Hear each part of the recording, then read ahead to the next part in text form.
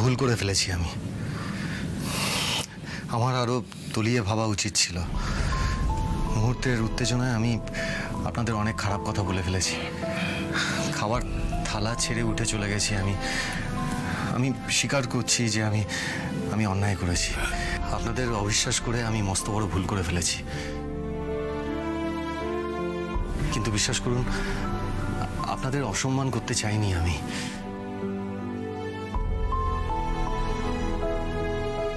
পারলে আমাকে ক্ষমা করে দেবেন। না না বাবা, এভাবে বলো না তুমি। তুমি সত্যিই বড় মাপের মানুষ বাবা।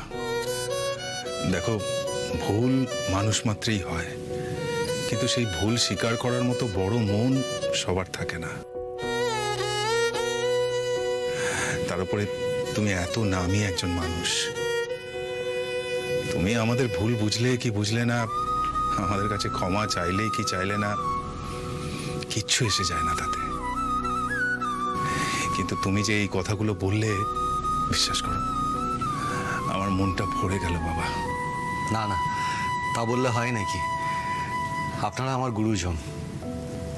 আশির বাবা মা মানে তো আপনারা আমার বাবা মা স্থানীয়।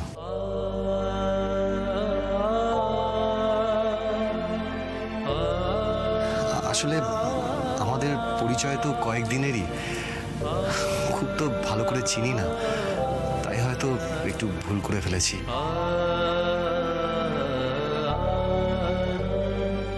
আপনারা আপনাদের ছেলে মনে করে আমাকে ক্ষমা করে দেবেন প্লিজ। আর প্লিজ মনের মধ্যে কোনো রকম রাগ পুষে রাখবেন না। থাক বাবা, হয়েছে, আর এতবার করে বলতে হবে না।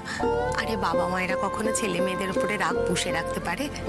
তুমি যে অষ্টমঙ্গলার নিয়ম রাখতে আমাদের মেয়েটাকে নিয়ে আর একবার ফিরে এলে, এটাই আমাদের কাছে বিরাট পাওনা বাবা। এই মানুষটাকে যত দেখি তত যেন ঘেঁটে যাই।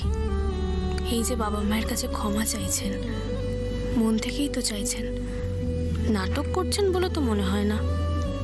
কি সুন্দর নরম একটা মন আছে মানুষটার। তাহলে সেদিন এমন চেগে উঠেছিলেন কেন? কিছু না ভেবেচিন্তে কেমন ফটাস করে রাগ দেখিয়ে বেরিয়ে গেলেন। কি যে হয় মাঝে মাঝে কে জানে।